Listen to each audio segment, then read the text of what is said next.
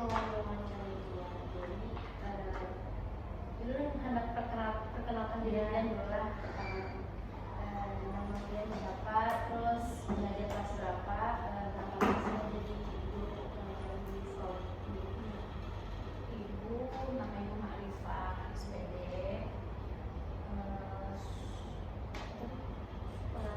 Mengajar berapa lama sudah? 16 tahun. Itu mengajar di kelas 1 sejak 2010. 14 tahun sudah. Jadi kami di sini mau bertanya kepada Dian, mau mencari Dian mengenai profesi Dian. Jadi menurut Ibu, bagaimana arti kode etik guru bagi Dian seorang guru? Kode etik itu menurut itu adalah norma-norma atau etika-etika yang harus dipenuhi guru selama dia mengajar. Jadi ada beberapa kriteria untuk sekarang karena kita mengadakan guru profesional. Jadi ada guru-guru khusus yang memang itu diprioritaskan untuk mengajar. Jadi sekarang kan harus seorang guru harus bersertifikasi. Jadi bukan bisa mengajar. Untuk kode etik itu sendiri menurut Ibu bisa secara tertulis, bisa juga tidak. Jadi untuk tertulis itu kadang itu di sekolah-sekolah sudah diarahkan tata tertib atau apa saja tugas-tugas guru dalam mengajar. Tapi kalau untuk tidak tertulisnya itu selama guru itu sudah menjadikan dirinya seorang guru, itu sudah ada norma-norma dan etika yang harusnya dipenuhi sebagai seorang guru, terlibat dari perilaku dan sebagainya. Pertanyaan selanjutnya, dalam kode etik guru diatur mengenai sikap dan perilaku seorang guru dalam menjalankan tugas profesional. Menurut Ibu, sikap dan perilaku seperti apa yang diatur dalam kode etik guru tersebut? Yang harus menjadi seorang guru, itu yang harus diperhatikan sikapnya dalam dia melakukan tugasnya seorang guru yang dituju dan ditiru. Otomatis dia harus mencerminkan seorang guru yang baik terlebih dahulu. Jadi dari sikapnya, perbuatannya, dan bahkan dalam hal sehariannya. Nah, jadi dalam keseharian itu guru yang baik seperti apa? Jadi jangan hanya di depan murid-muridnya saja, tapi juga di pribadi sendiri di rumahnya. Tidak hanya, jadi kalau contohnya itu misalnya guru itu tidak berperilaku yang asusila, tidak melakukan perbuatan-perbuatan yang di luar norma-norma masyarakat, misalnya suka mencuri atau suka berbohong. Nah, itu yang seharusnya guru sudah harus seperti itu. Menurut Ibu, apakah para guru di Indonesia saat ini telah melaksanakan tugas profesionalnya sesuai dengan kode etik guru di Indonesia? Mungkin Ibu ada penjelasan dan pertanyaan. Seharusnya sih harus ada lah, tapi ya dalam kenyataannya memang ada beberapa saja di luar sana guru-guru yang melakukan perbuatan asusila, yang melakukan perbuatan seksual pada murid, membiarkan pembulian. Nah, itu contoh guru yang memang minim dari norma-norma kode etiknya. Jadi harusnya sih setelah kita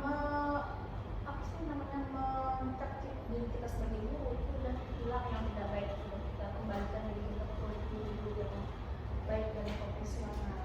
Harusnya lah ini. Pertanyaan selanjutnya, menurut Ibu, seperti apakah perilaku profesional dalam menjalin hubungan dengan siswa? Kalau profesional dengan siswa itu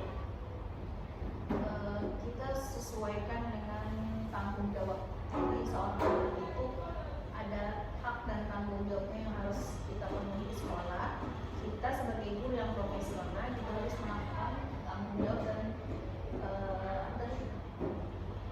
kewajiban kita. Jadi kita mengajar dengan baik, kita mengayomi dia dengan baik, melayaninya. Kemudian kita melakukan penilaian-penilaian sesuai dengan penilaian yang tidak subjektif. tapi objektif sesuai dengan hasil-hasil nilai anak itu sendiri. Selanjutnya, bagaimana ibu memaknai pernyataan bahwa guru harus berusaha menghindari kekerasan fisik dan mental di lingkungan pendidikan? Sikap ibu Jadi bagaimana ibu memaknai pernyataan bahwa guru harus berusaha menghindari kekerasan fisik dan mental di lingkungan pendidikan? memang harus, jadi kita menurut ibu pernyataan itu benar, jadi kita harus melakukan itu untuk mencegah perbuatan-perbuatan yang tidak baik kepada anak didik kita. Jadi harusnya kita mencegah terlebih dahulu, jadi dengan melakukan apa sih namanya, pengarahan bimbingan kepada anak, baik tidak ada yang perbuatan yang tadi yang Menghindari kekerasan ya kekerasan fisik dan mental anak itu, istilahnya pembulian lah. Nah, jadi itu harus kita tanamkan langsung ke anak setiap hari. Tidak hanya seminggu sekali, harus setiap hari, karena kan itu bahaya kalau kita biarkan. Jadi kita harus mengulang-ulang terus di kelas bahwa tidak ada yang melakukan kekerasan fisik maupun mental kepada teman-temannya ataupun terhadap guru kepada murid. Nah, pertanyaan selanjutnya, menurut ibu sejauh mana seorang guru perlu menjalin kerjasama dengan orang tua atau wali murid dalam menjalankan tugas pembelajaran? Sejauh ini kami sudah melakukan hubungan itu kepada orang tua, jadi kita melakukan komunikasi terus berlanjut setiap hari, setiap minggu melakukan laporan-laporan perkembangan anak dari sikapnya, dari kondisinya, semuanya kita harus melaporkan dan kita harus berkomunikasi secara aktif kepada orang tua setiap hari dan setiap minggu. Selanjutnya dari Lord, menurut ibu apa makna dari pernyataan bahwa seorang guru harus bekerja sama secara aktif dengan masyarakat untuk meningkatkan martabat profesi?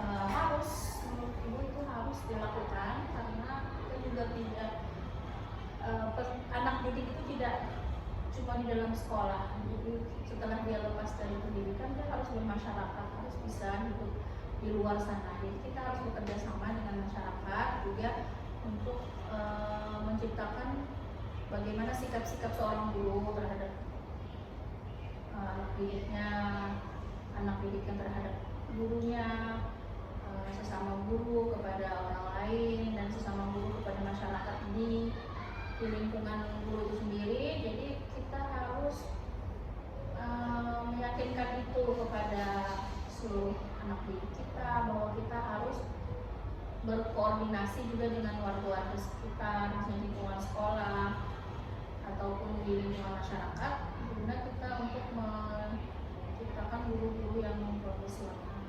Jadi tidak image yang tidak baik terhadap guru, tapi kita ciptakan image yang baik lah.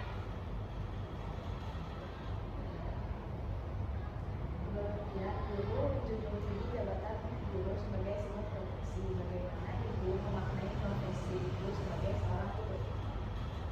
Menurut ibu, profesi guru itu profesi mulia. Jadi seusaha mungkin, seupaya mungkin kita harus menciptakan seperti guru yang profesional itu, yang paling etika dan kode etik seorang guru itu yang harus dijunjung tinggi. Karena kita bisa saja hebat di dalam dunia pendidikan, tapi kita tidak bisa memiliki sikap-sikap yang baik sebagai norma-norma guru itu sendiri. Jadi harusnya seorang guru yang profesional itu memiliki dua-duanya, jadi memiliki ilmu dan juga memiliki adab yang baik sebagai contoh untuk anak-anak didik. Selanjutnya, di lingkungan tempat ibu mengajar, seperti apa fungsi organisasi profesi guru? Organisasi profesi guru, contohnya, oh iya, Kalau untuk profesi guru, kalau kami di lingkungan sini kami memiliki kombel-kombel. Jadi di sekolah kami ada 3 kombel, komunitas belajar khusus untuk guru. Jadi guru kelas 1 satu kombel, guru kelas 2 satu kombel, sampai guru kelas 6. Terus di lingkungan sekolahnya lagi ada juga namanya komunitas belajar sekolah. Itu antara guru dengan guru mata pelajaran, dengan guru bidang studi, dengan guru kelas, itu saling berkomunikasi bagaimana menyelesaikan permasalahan-permasalahan anak yang dilakukan dalam 1 bulan sekali, dan itu rutin. Tapi kalau untuk di luar lagi kita memiliki namanya KKG, jadi komunitas guru yang di lingkungan kecamatan. Nah, jadi kecamatan ini kita juga memiliki kombel khusus dari guru-guru. Setiap 1 bulan sekali kita keluar, kita melihat sekolah-sekolah lain. Nah, di situ nanti bekerja sama. Mungkin dari pengawas sekolah ada yang melakukan ini, kita harus mencoba ini, kemudian jadi semua sekolah dalam satu kecamatan itu melakukan. Jadi itu yang sudah kami jalankan. Bagaimana perkembangan organisasi profesi di lingkungan tempat ibu mengajar? Bisa disebutkan manfaatnya buat ibu?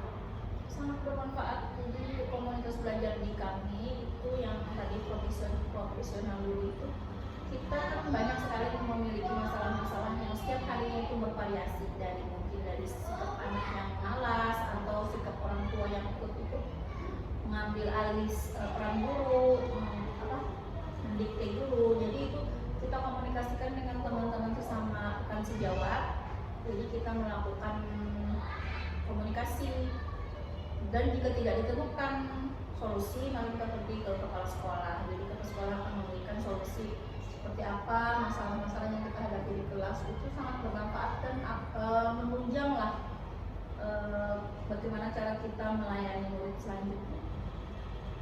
Bagaimanakah upaya yang dilakukan oleh sekolah tempat ibu mengajar dalam menjunjung tinggi kode etik guru?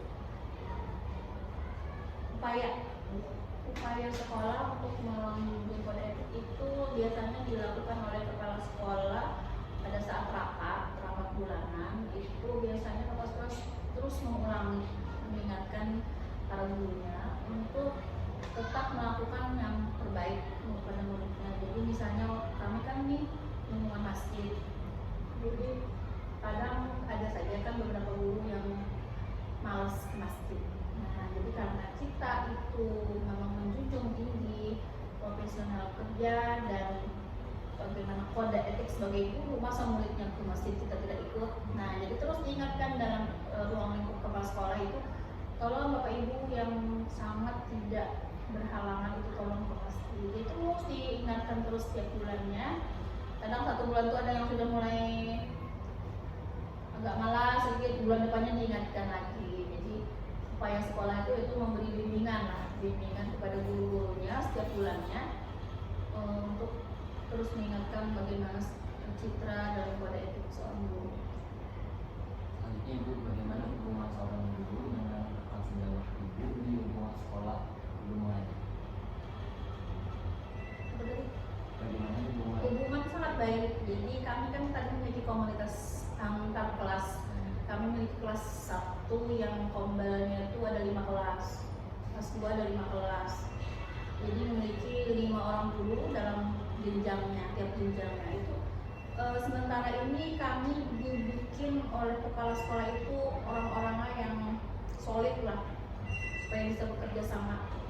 Nah, kan kita tidak bisa dalam 1-5 ini satu soal beda, itu beda. Jadi kita samakan. Jadi setiap hari kita itu selalu berkomunikasi dengan 5 orang tadi. Jadi kita harus, kapan mulai penanganannya, apa ini gimana cara menangan? Oh ini, jadi ada solusinya dari yang lima. Jadi sementara ini hubungannya sangat baik. Memang kadang ada juga kan beberapa personal guru yang agak sedikit susah untuk dikomunikasi, tapi kita tetap berusaha untuk memberi waktu untuk dia gitu. Jadi misalnya dia sibuk, oke lah, kapan dia ada sibuk kita lakukan lagi komunikasi. Jadi sementara ini hubungannya baik-baik saja.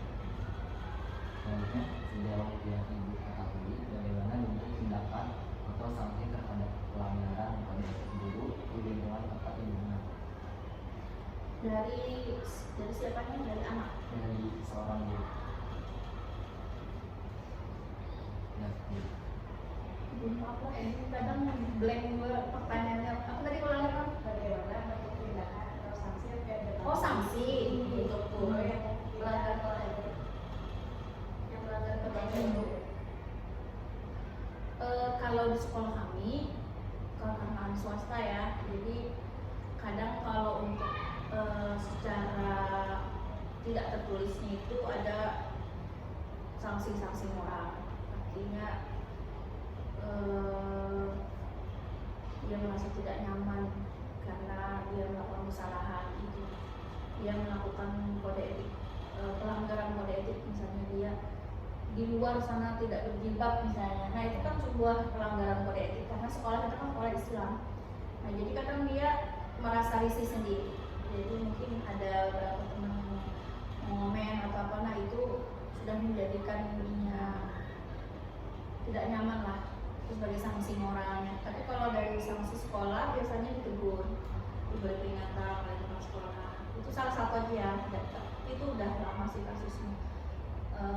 Kadang sekolah memberi peringatan bahwa itu tidak benar dilakukan seorang guru. Bahkan kalau untuk kasus-kasus yang ibu dengar, untuk sekolah kami sih nggak ada yang sampai dikeluarkan, cuma diberi peringatan dan dipanggil. Selanjutnya, bagaimanakah pendapat Ibu dalam mengatasi pelanggaran kode etik guru, khususnya yang berkaitan dengan tindakan menyakiti peserta didik, baik secara fisik maupun mental? Tanggapan ibu? Gimana sih pelanggaran kalau gurunya itu Iya, selalu ada pembinaan dan pengarahan dari kepala sekolah, dari ketua yayasan. Karena kami swasta ada yayasan yang menangani, dan setiap bulannya ketua yayasan itu melakukan pembimbingan, namanya itu apa sih namanya, kayak pencerahan jiwa gitu. Jadi ada ceramah-ceramah.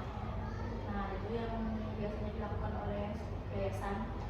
Jadi di situ dia mencegah untuk bagaimana kita tidak melanggar kode etik seorang guru.